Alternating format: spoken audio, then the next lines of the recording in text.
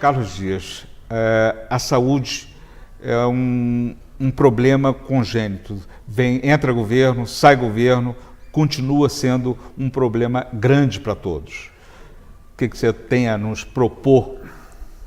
Olha só, a saúde ela tem um grave problema de muitos anos, que é a interferência política na gestão no Ministério. Então isso tem que ser acabado, liquidar. Tem que ter um pessoal técnico capacitado que entenda, né, de saúde pública, que consiga não só na parte da atenção básica, mas também na alta e média complexidade, saber o que é a responsabilidade do município, do estado, como agir, coordenar de uma maneira muito clara isso. Nós precisamos de gestão, recursos existem, mas eles são também desviados, coisas superfaturadas, absurdo o que acontece na saúde. Então nós temos que exatamente trabalhar no nível técnico. E não só no nível técnico que eu falo, não é só na formação de capacitação para você cuidar de uma área que você conhece. A área da saúde ela requer também uma sedimentação humana.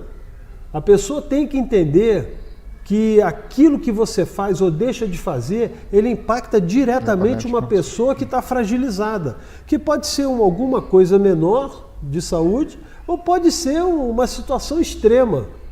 Então, o responsável por essa administração ele tem um peso muito grande. Então, tem que afastar a política daí, o interesse de se promover na saúde e, ao mesmo tempo, atuar de uma maneira decisiva para, vamos dizer assim, desatar certos nós que estão há tempos na saúde. Então, a minha proposta, uma delas, é essa fiscalização e vigilância da qualidade e perfil daquele que vai gerir. Agora, também tem outros pontos, né, Ricardo? Mas quem vai gerir, quando chega nos municípios e nos estados que estão quebrados também, eles não vão ter condições nenhuma de administrar com receita praticamente zerada. Pois é, mas aí o que acontece? Você pode começar a se reorganizar a estrutura do Estado com os municípios. Por exemplo, pode ter uma política comum de formação de consórcios municipais.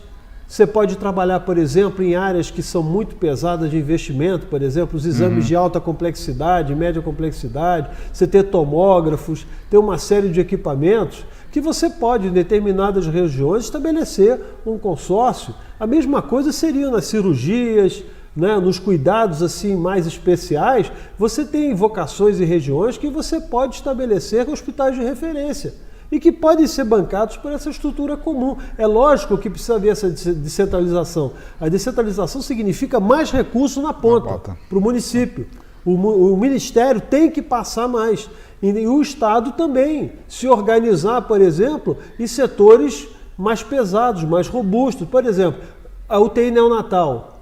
É um drama, por exemplo, no Rio de Janeiro. Você não tem vaga de UTI neonatal. Então nós precisamos ampliar e ofertar essa demanda. Isso é urgente, porque as crianças morrem. Mas se observar, os hospitais também não têm receita do SUS, o SUS não paga convenientemente. Existe um atraso muito grande na tabela, que soma-se quase 10 anos, 14 anos, enfim, mais ou menos esse número. E é impossível, a inflação corrói esse dinheiro, e como é que isso pode ser solucionado? Primeiro é o seguinte, é fazer um orçamento adequado. Tem que trabalhar a correção da tabela do SUS. Nós temos uma série de unidades que estão prontas para funcionar, que precisam simplesmente de um pouco de investimento, que são as unidades das entidades filantrópicas. 50% da atenção básica nesse país, a primária que chega, recebe dentro de uma instituição filantrópica. Então, esses convênios precisam ser aprimorados e o governo federal precisa liberar recursos para uma nova formação e formatação dessas unidades. Tem que recuperar parte física, CTIs, leitos de hospitais, entendeu? A própria forma física do recebimento, obras, uma recuperação. Isso, no curto prazo, você tem uma oferta imensa de leitos, que é outra deficiência. Leitos de CTI, por exemplo. Então tem que haver tabela assim que possa remunerar e ao mesmo tempo que eles possam empregar recursos na recuperação das suas estruturas. Isso é fundamental. Agora, tem uma outra saída que também acompanha o financiamento do sistema, porque o sistema pode ser financiado tanto pela parte privada como a parte pública que nós estamos falando nessa recuperação. A tabela já é uma grande injeção de recursos no sistema e precisa ser feito de maneira imediata. Está em torno de 14 anos aí vamos dizer assim, nenhuma reajuste e não há mercado, não há gente, não há produto, por exemplo, que possa ser ofertado se você tem uma deficiência de preço, né, ao longo de tanto tempo. Temos equipes qualificadas na área da saúde, nós temos instituições, por exemplo, de ensino e pesquisa. Nós podemos atuar grandemente nisso, então recuperando essas entidades filantrópicas, o atendimento à população vai ganhar muito, porque o Estado tem umas coisas interessantes, né? Aí entra a questão política que tem que ser afastada da saúde. O sujeito quer fazer um ambulatório, o sujeito quer fazer uma UPA, o sujeito quer fazer uma série de postinhos de saúde.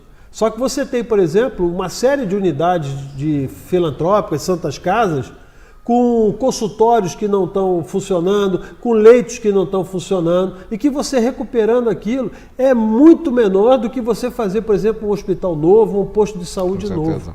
O povo, o que o povo precisa? Quando ele chegar, ele quer ter o atendimento. Ele não quer receber uma senha para ficar 6 horas numa fila, 12 horas numa fila, voltar no dia seguinte, ou então marcar um exame para daqui a 6 meses, a pessoa com câncer, uma mamografia com 6 meses. Então tem que haver esse investimento, nós temos que fazer isso, e para recuperar essas instituições filantrópicas, além disso que eu falei direto do recurso da União, você pode fazer o seguinte, a contratação com a tabela reajustada desses prestadores de serviço possam ser alongados minimamente por mais de mínimo 10 anos. Porque você tem o quê? Você tem um contrato que pode gerar um fundo de recebível. É um contrato de longo prazo que a União tem com o prestador de serviço, o SUS sempre pagou, não há caso assim de inadimplência significativo, então você tem condição do fluxo financeiro ser permanente, então você pode contratar, por exemplo, 10, 15, 20 anos, dependendo da instituição, naquele contrato, e ao longo do ano você vai o quê? Pactuando ou repactuando os serviços que você pode ampliar. Hoje, por exemplo, ela pode me atender, sei lá, com 10 consultas, um exemplo. Aí no ano que vem podem ser 15, então ele aumenta em 15 e, logicamente, o contrato aumenta o valor. Mas esse contrato no longo prazo é uma garantia do prestador de serviço que ele vai ter aquele recurso também. Então ele pode, por exemplo, numa gestão financeira, antecipar o recebível, com juros adequados. Isso o próprio governo pode incentivar, né, em vez de ficar financiando empreiteira, ele pode dar juros subsidiados para esse setor. Isso não tem nenhum problema, é importantíssimo até que se faça. Então isso é que nós temos que trabalhar e tratar a saúde como ponto fundamental. Chega de discursinho, chega de conversa, chega de projetos que vão acontecer. Não, nós já temos os instrumentos. Temos outra coisa interessantíssima, que é, por exemplo, a questão dos medicamentos. Nós podemos atuar na produção de medicamentos e na distribuição de medicamentos para a população de baixa renda. É possível. Nós temos instituições que fazem, que produzem, e só nós precisamos colocar o quê? Recursos para que elas produzam os medicamentos e a gente faça uma logística de distribuição para o país inteiro. Doenças crônicas, importantíssimo regularizar isso. E nós podemos incentivar outros laboratórios, por exemplo, que podem ser construídos em universidades filantrópicas, que existem, que têm áreas de medicina, que podem atuar na pesquisa e desenvolvimento. E então, tem material humano para isso. Tem material humano e a gente pode incentivar, isso faz bem para o país, isso você qualifica, por exemplo, a área de medicina, biomedicina, então a área científica de uma maneira geral. Então a saúde é importantíssimo que a gente trate dessa forma. Desburocratizada, descentralizada, com recurso, com administração técnica, com otimização de recursos e replanejar o país a partir da União com estados e municípios, fazendo o melhor engajamento deles. Esquecer a questão política, não interessa o partido que está comandando ali, interessa é que você tem possibilidade de juntar em várias áreas os consórcios municipais e a partir daí fazer um atendimento adequado a uma população que precisa tanto.